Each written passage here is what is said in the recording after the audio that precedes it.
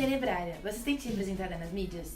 Eu, como mulher drag queen, não me sinto muito representada. Eu acho que falta mostrar mais, principalmente na televisão. E até mesmo nas festas, digamos assim, mais a participação da mulher mesmo, drag queen. Como drag em geral, a representação tá crescendo, mas ainda não é das melhores, digamos assim.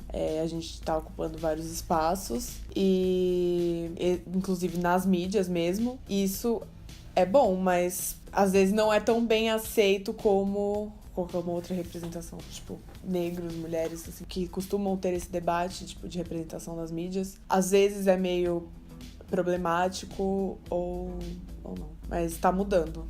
A representação tá melhorando. E em relação em videoclipes, musicais, filmes, séries, essas coisas?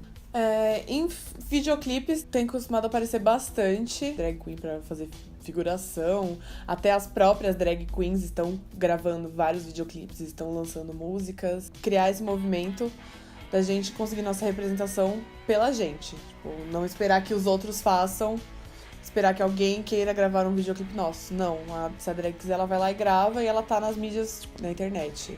Em filme, eu não vejo muito. Você também vê filmes, geralmente, com drag queens. Às vezes chamam a pessoa, não a drag, pra atuar. E sim, a pessoa desmontada. Existem filmes com temáticas drag, mas em comparação, assim, é muito pouco. E geralmente só vê quem acompanha ou conhece, sabe? Não é uma coisa muito...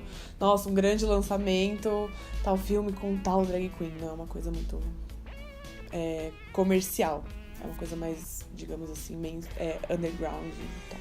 Que a gente separou música, séries, filmes, canais do YouTube e representatividade drag. Bom, tá. No cinema, a gente vê também que vocês analisaram, 5 filmes. Isso é bem pouco, se a gente for parar pra ver. E um dos filmes analisados foi o filme do John Waters, que é o Pink Flamingos. Ele, como LGBT, trabalhava muito com a Divine, e existem não só o Pink Flamingos, mas outros vários filmes com ela. E sempre foi esse tema escrachado do exploitation.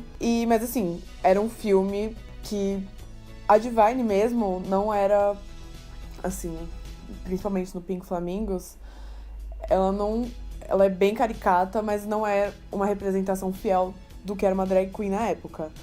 A Divine sempre foi suja, então, inclusive, o plot do filme é exatamente isso. Ela ser a pessoa mais nojenta e suja do mundo. Não suja de, fudida, tá? Mas uma pessoa ruim. A pior pessoa do mundo, assim. É o gênero do filme, e o John Waters, ele é LGBT, então era uma representação feita por um LGBT. Não é necessariamente, a representação certa, mas é um ótimo filme. Foi um marco na história LGBT, principalmente para as drag queens, que até hoje a Divine ela é uma influência no mundo drag, e uma das maiores influências no mundo drag, inclusive. Então, assim, não é uma representação perfeita do que realmente é uma drag queen, porém, ela é muito necessária. O Gaiola das Loucas, ele é um filme também que é bem escrachado. Eu não sei quem dirigiu o Gaiola das Loucas. Eu nunca assisti, mas ele deve ser bem estereotipado, pelo que eu já vi dele, assim. Fica aquela imagem antiga de que a gente costuma ver sobre qualquer minoria. O próprio estereótipo da minoria. A primeira coisa que você fala quando você vê uma drag queen é uma bicha louca, afetada, e deve ser isso que passa no filme. O Priscilla também, ele foi um marco, e ele é até hoje na história LGBT. E o problema também foi o que vocês apontaram no vídeo, que de fato foram atores héteros, não foram drag queens. Isso costuma acontecer com tudo, né? Às vezes depois vai ter uma transexual ser interpretada no cinema, é um homem hétero, travestido de mulher. E como sempre aconteceu, às vezes acontecia muito com negros, né?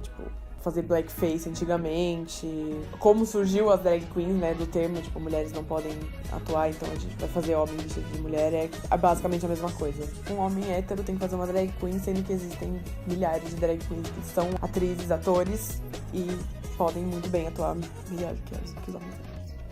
A novela eu nunca tinha ouvido falar, mas pelas fotos, realmente, nada de drag queen, absolutamente nada. Tipo, é um cara de cabelo comprido, com umas roupas meio extravagantes, assim, mas não sei, nem um pouco drag. Realmente, imagino que na época, principalmente pro público LGBT, deve ter sido péssimo. Poxa, o Drag Me as a Queen. Como começar a falar deste programa? O Drag Me é um programa que ele foi lançado ano passado com o intuito de transformar mulheres em drag queen. Ele foi muito importante e teve um impacto geral assim, na comunidade, pelo menos drag. E ele foi muito bem recebido mesmo. Porém, é a única representação que a gente tem de mulheres como drag queens na mídia. E, na minha opinião, ela não é das melhores. Porque, assim, tudo bem você pegar a mulher do cotidiano e transformá-la numa diva, mas são homens ensinando mulheres a serem drags. Eu gosto muito do programa, eu assisti, eu me diverti, mas, assim, ainda não é a representação certa. Mas eu acho que é assim que geralmente começa. Muitas vezes tentando e às vezes nem sempre acertando 100% que a gente chega lá.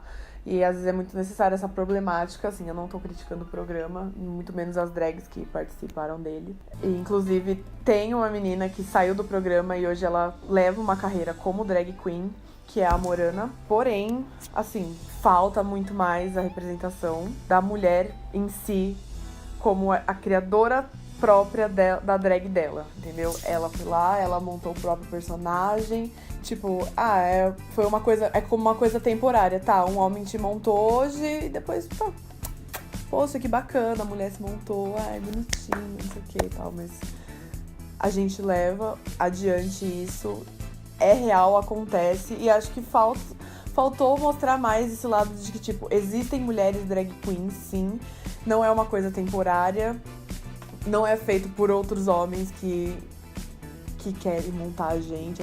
O Amor e Sexo, poxa, nenhum defeito, nenhuma falha. Eu nunca vi mulheres drags no Amor e Sexo. Mas ele é um programa extremamente necessário. Ele passa na maior emissora do Brasil de televisão.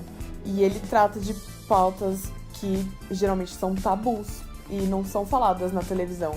E ele contém muitas drag queens. RuPaul.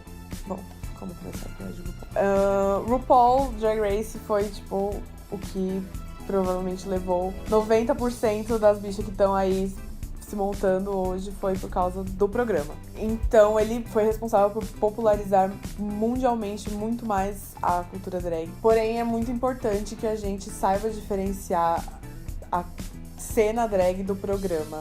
A cena não é, de fato, o que acontece no programa. Ela é muito mais diversa, ela tem muitas outras categorias, vamos dizer. E então, o programa mostra 10% do que realmente acontece na cena drag, tanto no Brasil, nos Estados Unidos, em qualquer lugar que seja. Mas ele também é extremamente problemático quando a gente vê a própria RuPaul falando que jamais aceitaria mulheres cis e trans que já passaram pela transição no programa. Quem acompanha o programa sabe que algumas mulheres trans já se assumiram no programa, porém elas não estavam transicionadas, assim, digamos. Tipo, elas ainda estavam na sua forma mais masculina.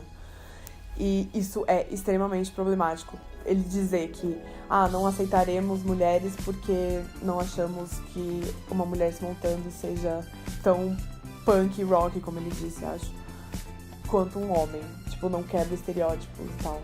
O programa em si, ele tem várias problemáticas. Eu amo, eu assisto sempre, eu acompanho, eu sou fã das drags e tal. O YouTube.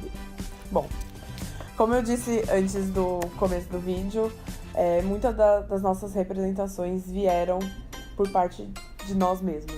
Então, como o YouTube é uma coisa muito mais livre, você pode ir lá criar o seu canal como você quiser.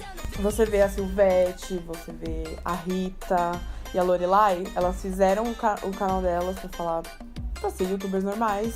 A Silvete, ela já tem uma carreira gigantesca, tipo, antes do YouTube. E ela continua tendo a carreira dela, apesar do YouTube. Mas ela criou o canal dela, deu super certo. A Rita do mesmo jeito. Assistam o canal da Rita. Meu Deus, que drag perfeita, gente. Rita Von Hunt, ela é a mulher, né? A drag mais sensata que o Brasil possui. E ela fala coisas interessantíssimas. O canal dela não é só de comida, apesar de chamar Tempero Drag. Atualmente ela faz vídeos falando sobre pautas atuais e é incrível, gente. Assistam o canal dela. A Lorelai também, ela fala sobre muito mais o meio e tal. A Rita, ela já fala, tipo, sobre situação econômica, essas coisas, tipo... Poxa, quando que você vai ver uma drag queen falando essas coisas, sabe? Sobre política, então é muito, muito, muito bom. A Lorelai, ela fala mais sobre vivências LGBTs e tal, também é muito importante, às vezes. É uma drag queen falando da vivência dela, falando do mundo LGBT. Então é uma representatividade perfeita. Tipo, ela falando sobre a realidade dela, e é isso que a gente precisa. Tipo, LGBTs falando sobre a realidade LGBT. Seja drag, seja gay, seja lésbica, seja bi, seja o que for. E os videoclipes a mesma coisa. Como vocês mostraram, a maioria foram feitos pelas próprias drags. Então, muitos deles foram financiados por elas mesmas e tal. Mas ocorrem de chamarem drag queens pra participar. Inclusive, teve uma amiga minha que participou do clipe da Cláudia Leite. Ela tá no clipe da Cláudia Leite, então rola, tipo, essa figuração, assim. Mas os que estão, assim, mais em destaque são os feitos pelas próprias drags. Comercial também teve, tipo, 2 só. E pelo que eu sei, acho que eu me lembro, não tem mais. Mas o da Penélope é muito bonito. E o do BK, ele sempre se mostrou como uma empresa muito diversa. Inclusive, ele tá sempre apoiando a parada LGBT, o mês da visibilidade LGBT. Então, colocar uma drag queen lá também foi uma sacada muito genial. Falar, nossa, tem 2 hambúrgueres, colocar uma drag e colocar a pessoa desmontado Pedro e a Anne, tipo, 2 sanduíches pra cada pessoa, tipo, porque geralmente é assim e tal. Então é uma sacada muito genial, os 2 comerciais, eles são muito bons. Poderia haver muito mais comerciais com drag queens, com certeza. O segundo vídeo é uma ruptura de estereótipo, que a gente criou com base em entrevistas feitas antes e também com os vídeos. Sim. Vamos dar a cara a tapa, vamos dar. Eu todo jeito.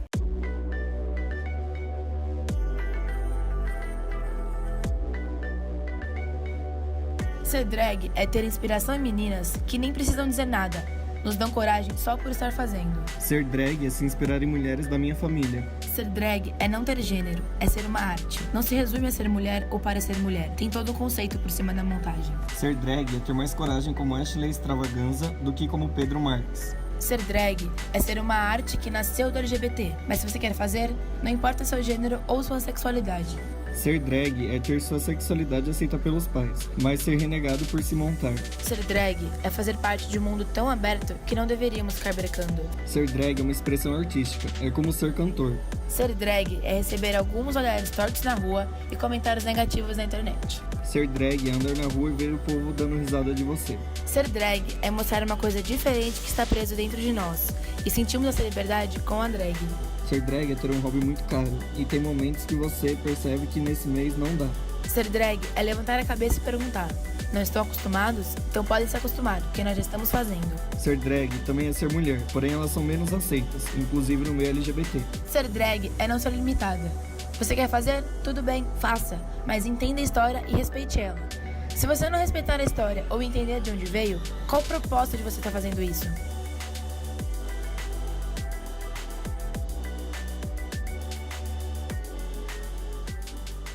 Ai, perfeito, gente, eu amei, realmente.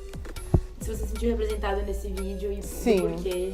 Sim, porque foi o que a gente falou, e inclusive acho que foi o que a Ashley falou na entrevista dela. Então foi a nossa vivência e realmente, assim, drag é tudo isso que tá sendo dito no vídeo.